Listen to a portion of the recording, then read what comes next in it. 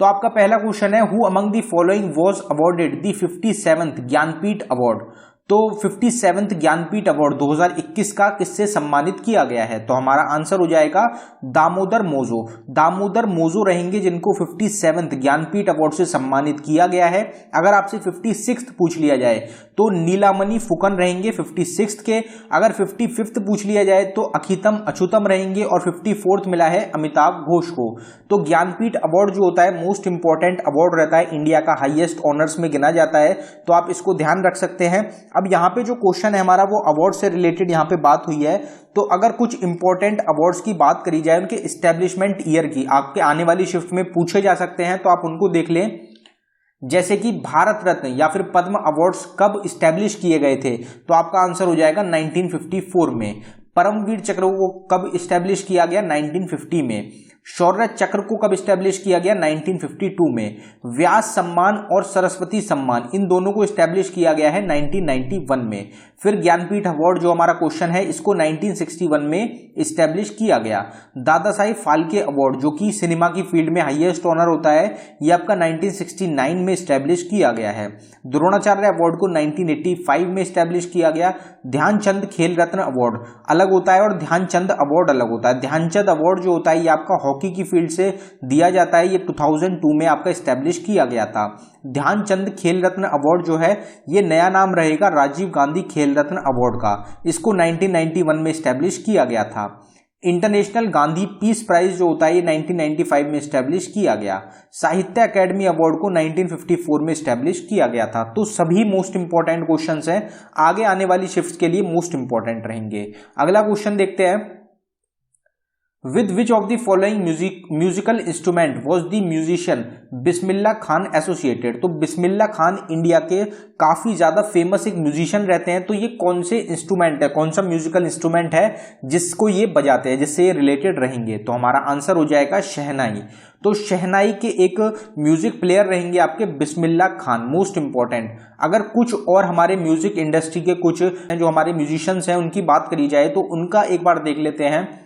जैसे कि पंडित रविशंकर, ये कौन से म्यूजिक इंस्ट्रूमेंट को बजाते हैं? तो आपका आंसर हो जाएगा सितार।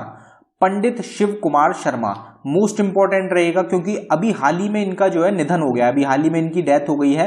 आपने एक इमेज जरूर देखी होगी, जाकिर हुसैन जो जाकिर हुसैन है वो इनके साथ जो इनका शव है उसको लेके जा रहे हैं, तो वो काफी ज्यादा वायरल हो रही है। तो पंडित शिव कुमार शर्मा किससे रिलेटेड है? तो आपका आंसर हो जाएगा संतूर से रिलेटेड, आपको जरूर ध्यान रखना है। सजाद हुसैन आपके सुरबहर जो एक इंस्ट्रूमेंट होता है उसको बजाते हैं। जिया मोइन उद्दीन खान जो है ये बीन जो एक इंस्ट्रूमेंट होता है उसके वादक रहेंगे। असद अली खान मुद्र वीणा के वादक रहेंगे। पंडित विश्व मोहन भट्ट, और ये काफी इंपॉर्टेंट क्वेश्चन रहता है, मोहन वीणा जो है उसके इन्वेंटर भी हैं ये। तो पंडित विश्व मोहन भट्ट जो है इनके द्वारा ही मोहन वीणा को इन्वेंट किया गया है। शकूर खान और पंडित राम नारायण ये दोनों बजाते हैं सरंगनी को। ब्रजभूषण काबरा ये गिटार के एक इंस्ट्रूमेंट को बजाते हैं।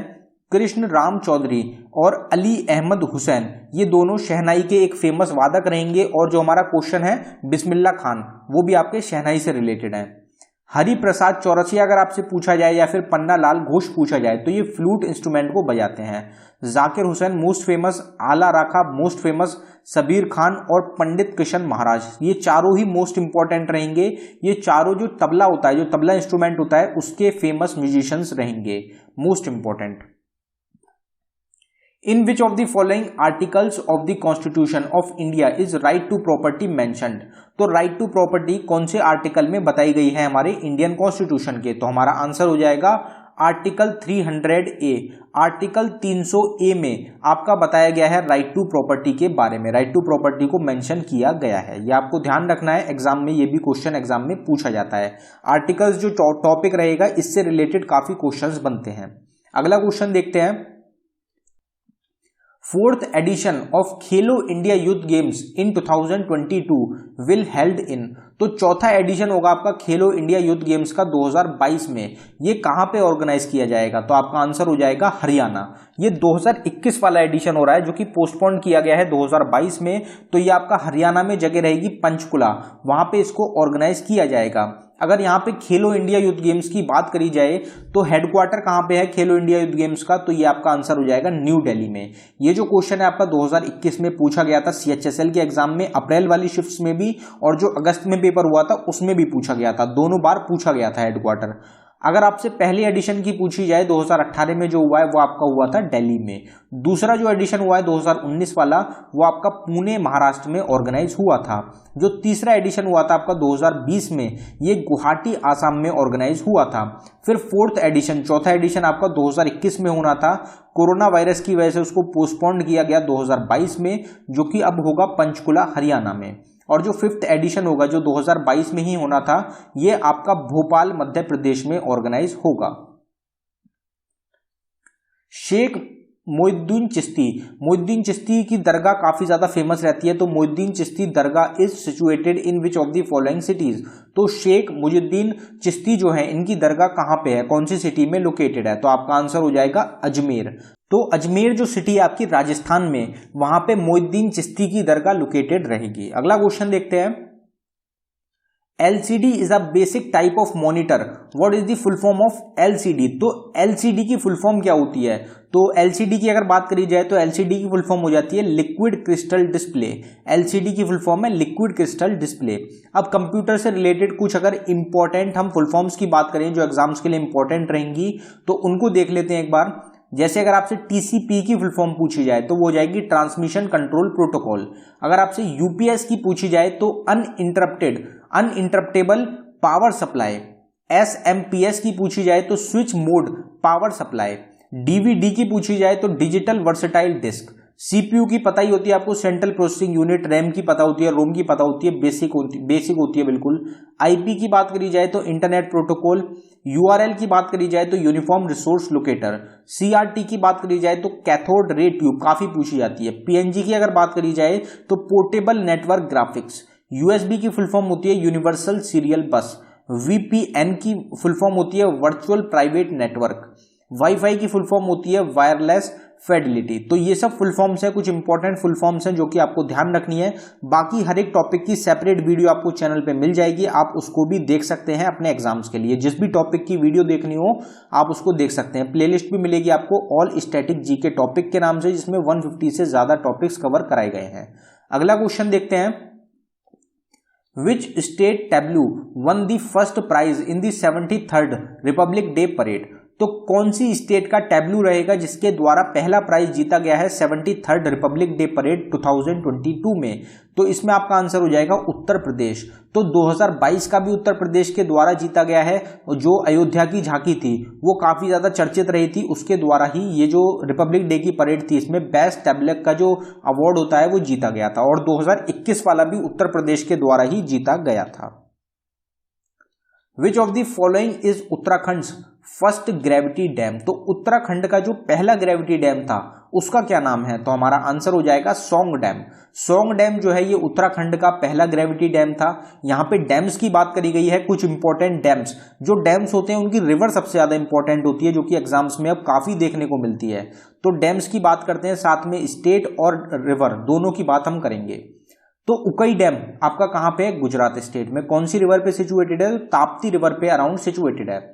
फिर बात है भाखरा नागल डैम, काफी फेमस रहता है, हिमाचल प्रदेश स्टेट में है, सतलुज रिवर पे सिचुएटेड है। बगलीहल डैम है आपका जम्मू एंड कश्मीर में लोकेटेड, जो कि चिनाब नदी के ऊपर बना हुआ है।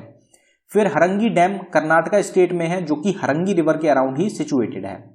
फिर श्रीशैलम डैम आता है, ये आपका बॉर्डर पे रहेगा तेलंगाना और आंध्र प्रदेश स्टेट के, और ये कृष्णा रिवर काफी एक इंपॉर्टेंट रिवर है आंध्र प्रदेश की, उसके अराउंड ये सिचुएटेड है। फिर उरी डैम आता है, उरी से आपको ध्यान रख सकते हैं, उरी में एक स्ट्राइक हुई थी, एक अटैक हुआ था। तो उरी डैम, उरी कहां पे हो जाएगा? जम्मू एंड कश्मीर में, जो कि झेलम रिवर के अराउंड सिचुएटेड है। फिर मैथुन डैम आता है, झारखंड स्टेट में है, मैथुन रिवर के अराउंड सिचुएटेड है। इदुकी डैम काफी फेमस है, केरला स्टेट में रहेगा, इसकी रिवर पूछी जाती है, पेरियर रिवर रहेगी। अलामती डैम आपका कर्नाटका में है, ये भी कृष्णा रिवर के अराउंड ही सिचुएटेड है। फिर राजकाट डैम की अगर बात करी जाए तो मध्य प्रदेश में है, बेटवा रिवर के अराउंड सिचुएटेड है। कोयना डैम आपका महाराष्ट्र में है, कोयना रिवर के अराउंड सिचुएटेड। जयकवदी डैम जो है ये आपका महाराष्ट्र स्टेट में गोदावरी रिवर के अराउंड सिचुएटेड रहेगा। अगला क्वेश्चन देखते हैं।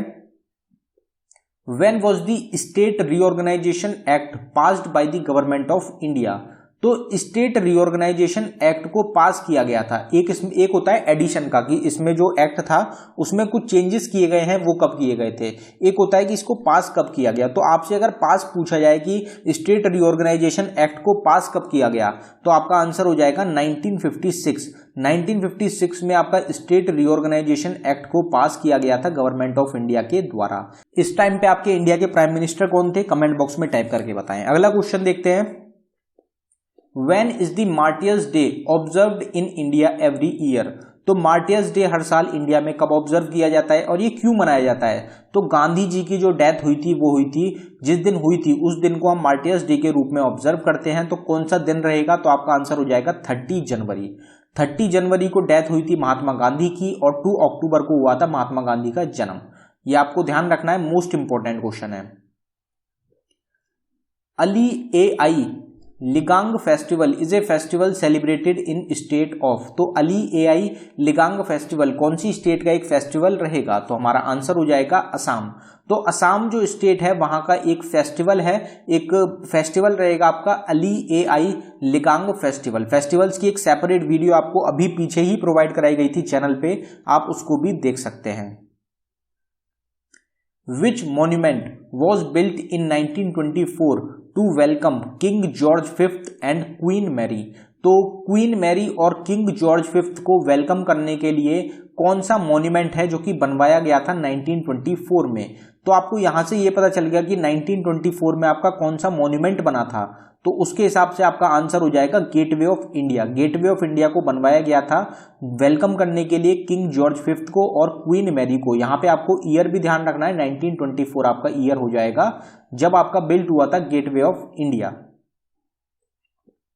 Who is the author of the book vice and otherwise? Vice and otherwise जो बुक है इसके ऑथर कौन है? ये बुक किसके द्वारा लिखी गई? तो हमारा आंसर हो जाएगा सुधा मूर्ति। सुधा मूर्ति अपने आप में एक काफी फेमस पर्सनैलिटी रहेंगे एग्जाम्स के लिए, तो इनके द्वारा बुक को लिखा गया है जिसका टाइटल रहेगा vice and otherwise. Which of the following is a trace mineral found in the human body? तो ह्यूमन बॉडी में कौन सा मिनरल होता है जो कि एक ट्रेस मिनरल होता है, इसको ट्रेस किया जा सकता है?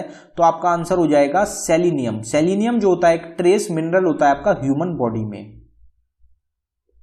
Which of the following countries will launch the first ever wood-based satellite by 2023 to reduce space debris? तो स्पेस में जो डेब्रिस है उसको कम करने के लिए, रिड्यूस करने के लिए पहली जो एक आपकी वुड बेस्ड सैटेलाइट लॉन्च करी जाएगी 2023 में, वो किसके द्वारा करी जाएगी, उसको कौन सी कंट्री रहेगी? तो आपका आंसर हो जाएगा जापान। जापान जो कंट्री रहेगी आपकी, ये लॉन्च करने जा रही है पहली वुड बेस्ड सैटेलाइट 2023 में रिड्यूस करने के लिए डेब्रिस को। डेब्रिस क्या होता है? तो जो मलबा होता है, जो गंदगी होती है, उसको रिड्यूस करने के लिए। तो ये आपको कंट्री का जो नाम है जापान का वो जरूर ध्यान रखना है। तो दोस्तों ये था हमारी वीडियो का आखिरी क्वेश्चन। अगर आपको वीडियो पसंद आई हो वीडियो को लाइक करें। अगर आपने अभी तक चैनल को सब्सक्राइब नहीं किया है तो चैनल को जरूर सब्सक्राइब कर लें। इसी तरीके की एक्सपेक्टेड क्वेश्चंस की सीरीज आपको हर शिफ्ट के लिए प्रोवाइड कराई जाएगी जिससे कि आपको एग्जाम्स में मदद मिल सके। और जिन भी लोगों का शिफ्ट में, पहली शिफ्ट में एग्जाम था, वो कमेंट बॉक्स में क्वेश्चंस, जो उनके क्वेश्चंस पूछे गए हैं उनको जरूर टाइप करके बताएं। धन्यवाद दोस्तों। और साथ ही हमारी ई बुक्स रहेंगी, उनको भी आप डिस्क्रिप्शन में चेक कर सकते हैं, लिंक मिल जाएगा, आप उनको बाय कर सकते हैं। धन्यवाद।